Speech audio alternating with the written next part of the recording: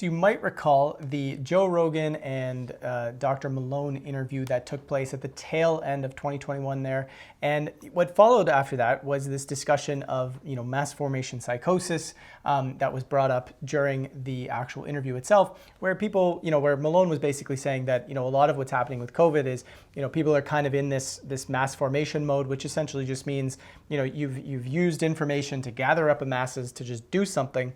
But there's also suggestion that there's some sort of psychosis going on whereby, people are not necessarily tapped in entirely to reality because there's an element of fear that has kind of taken over some of the way we're seeing things, and we're clouding our judgment, we're clouding our vision with that fear. That's kind of a very basic discussion of what was being alluded to there. Now, we did a video about 5 months ago on our channel here, which you can still watch, about mass psychosis and the discussion of essentially that, our perspective on what we felt was going on within this whole COVID discussion. We did a video way back at the start of the pandemic as well, also discussing this. That's on our Collective Evolution channel, which was a little bit different. It was a little bit more of a discussion around how it appears that that the red pill has gotten so big, if you will. And in that video, I was just kind of talking about how COVID's given us this incredible opportunity to question so many aspects of our reality, because so many things so fast do not make sense. And it's making us dive really deeply into that. So we've talked about that a lot here, and seeing this come up on a Joe Rogan podcast was kind of an interesting moment of these ideas are starting to really spread. These ideas are starting to get to a lot of people, and a lot of people are now considering, what is going on with, this particular idea of how society has appeared to become a little bit hypnotized by the media. And I say a little bit, really, we all know people are pretty hypnotized by the media right now. But getting into this, we saw that as people started searching for mass formation psychosis on Google, and we're going to kind of get into this a little bit, suddenly Google was sort of, as things were happening, changing the search algorithm. They were changing it was almost like they were doing a manual review or a manual edit of what people would find when they search this topic, because of how prominent it became after the Joe Rogan episode. Google would when you would type it in, Google would come back with this statement saying, "It looks like these search results are changing quickly," with the subheading saying, "If this topic is new, it can sometimes take time for results to be added by reliable sources." So there's a couple of interesting pieces there. By reliable sources. So what's a reliable source? How does Google define what a reliable source is?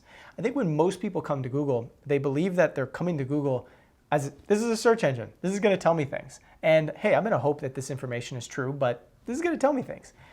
Whereas the reality of the situation is Google is nothing more than just a filter for pushing information that Google or whoever Google's partners are, or behind the scenes, whatever agendas are going on behind there, it's pushing that information. So this mass formation everybody that was searching this mass formation psychosis thing was now all of a sudden being met with this, basically this thing saying, hey, there's not really going to be any results because we're changing things around until we can figure out what's going on. Now, Google claims back in as early as June 2021, they were saying that the purpose of this particular warning, which people were seeing, was to help sort of control or help clean up rapidly changing news stories so that things wouldn't get out of hand. Now, anytime Google is instituting a policy like this, we can typically imagine it has to be about some form of controlling narrative, some form of censorship. I say that because when in the past have we ever had to worry about rapidly changing news stories and needing to, all out control what's going on? We've never had to worry about that, because if we get things wrong, we make retractions and we update them. And that's just kind of how things function. And what you now started to see here with this mass formation psychosis thing was everything was replaced by sort of just the mainstream ideas, right? Mainstream media, you can see in some of these screenshots here, it's all just debunking, which, the reality of the situation is prior to them manual editing everything, you actually had Malone's Substack come up as the first result about mass psychosis. You had a pretty big mix of things that were coming up, and you can see that even here on DuckDuckGo. When you search mass formation psychosis, you see that you have Malone's as number one. You have this discussion of what is mass formation psychosis. Then you have, as you keep going down, you start getting different perspectives. So, MedPage Today basically debunks it. You keep going down, Forbes debunks it. Steve Kirsch is in there.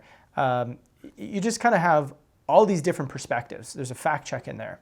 But the key is that you have different perspectives. You're coming to a search engine and you're getting different results that you can decide. Whereas Google is saying, I'm going to hide all the results I don't want you to see so that you only see the ones that basically make this seem like a crack idea. Now, the problem with this is, and this was my initial reaction to when I heard, I actually read an initial article from The Independent. They were one of the first people to debunk this whole mass formation psychosis thing.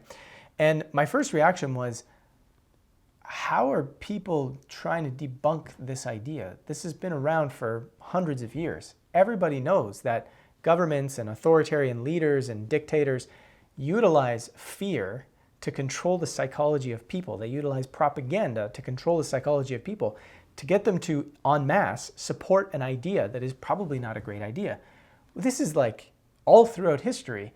Why are academics of today suddenly saying, no, there's no evidence of this. This has never happened. This does not happen. It's not even a real idea. Not to mention the fact that it's literally been studied for almost 200 years, this concept of mass psychosis. And the one guy who more recently has been putting a lot of energy into this, Matthias Desmet, he's a professor of clinical psychology at Ghent University in Belgium. He actually responded to this whole phenomenon of the media suddenly trying to debunk this idea, saying, I don't see how people could claim that mass formation doesn't exist or has never been scientifically studied. The term just refers, it goes without saying, to the process of formation of a mass or a crowd. Mass formation has been studied for over 200 years, beginning with such scholars as Gustave Le Bon, Freud, McDougall, Canetti, Hannah Arendt, etc. In the 20th century, psychologists such as Ash and Sheriff have studied mass formation experimentally. So, what he's trying to say is this has been going on from an academic point of view for a very, very long time. And again, the average person is well aware of how fear and propaganda has been used. Even if you hop over to Wikipedia, which is not entirely a reliable source for alternative ideas, but is things that are generally agreed upon in mainstream conjecture, you're going to find on Wikipedia. And even Wikipedia acknowledges, under the culture of fear, which is an entire discussion of how fear is used in authoritarian dictatorship. There's a particular example in here from a woman by the name of Maria Alves, who wrote a book called The State and Opposition in Military Brazil. And in here they're talking about how fear psychology was used to control massive masses of people. And they talk about the various ingredients involved. And one of the things that they point out here is 3 psychological components of culture of fear included silence through censorship, sense of isolation, and generalized belief that all channels of opposition were closed. A feeling of complete hopelessness prevailed, in addition to withdrawal from opposition activity. So again, a lot of these things that are well recognized, that have been talked about, and there's a whole bunch of other examples on this Wikipedia page, is exactly what's happening today, right? We're seeing the isolation of people. We're seeing mass censorship of any opposing ideas. We're seeing that people are becoming hopeless and feeling like, well, this virus is just going to win. There's nothing we can do. I don't even know what to do anymore. Blah, blah, blah, blah. Like, people are feeling very down and out. And this constant state of fear that people are being put in about this virus is allowing them to just go along with ideas that are not really founded in science and that aren't really backed up. And I won't say too much because I don't want to get deleted here on YouTube again. But the idea is that we all know kind of what's going on, and it seems bizarre that there would be such a massive amount of effort to almost erase a concept that we're all very familiar with: fear and propaganda to control people. We're all very familiar with this idea. We know it exists. And now you have these academics saying, no, this is not a real idea. This doesn't happen. It's very bizarre. But again, one of the things, and this is kind of how I want to cap this off, is just to think about, the vast majority of people that are in a particular state, doesn't matter where on the spectrum of what we believe about something we exist. We often don't want to be told that we're wrong. We would never want to be told that we're in a state of hypnosis, or that we're in a state of psychosis, or that fear is running our life. most of us are pretty resistant to that, no matter, again, where we are on the spectrum of belief on something. So, is it surprising that, we have a mass culture in the mainstream right now trying to, defend themselves, saying, you know what, no, this is not happening. This thing doesn't even exist because, I believe the narrative and there's no way that I'm in fear. There's no way that I'm hypnotized. It just can't be possible. Of course, defenses are going to come out in the same way defenses might come out if it was an attack on people who believe alternative ideas. Now, so this is where it comes back to the importance of really being able to take a step back, being able to drop the identities that we have towards our belief in information, to where we get back to a calm, neutral, balanced state of being within our hearts and being able to say, what is the truth? How can I be curious? How can I be playful? How can I look at information in front of me and just explore it for what it is? And the importance of that right now is just absolutely immense, because we're being invited, no matter where we are in the spectrum, to drop the ideologies, to drop the extremist positions, and to truly just sit in a position where we're okay with uncertainty, we're curious, we're exploring ideas, and we're being playful about it. And when we're in that state, it is significantly easier for us to actually look at something that we might not agree with. It's significantly easier for us to question our own beliefs, to question our own understandings and see, do they need updating? I find right now a lot of people, especially in the mainstream perspective of things, are really having a hard time doing that, because there's a massive buy-in to the story, and the buy-in is so great that letting go of what's there, that perhaps we've been lied to, that perhaps we've been deceived, is just a massive ask. And people need to have a sense of feeling of community. They need a sense of support around them for them to feel, and this goes with almost any challenge that we face. If we have that sense of community, that sense of support, and we can feel that and we know that, and that changing an idea or stepping into an uncertain space means I'm going to be supported by a community around me, to explore that is really important.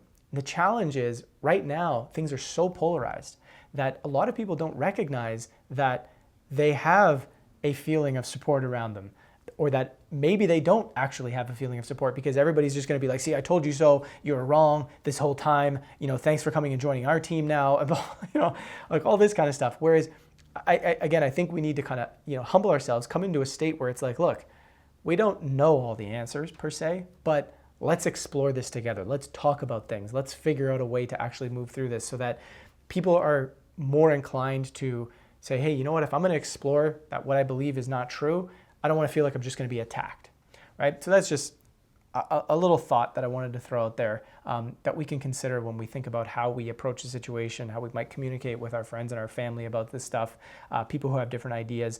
Is it really about being right, or is it about, creating a space where we can truly feel okay, safe, curious, and playful, exploring new ideas? That's it, that's all.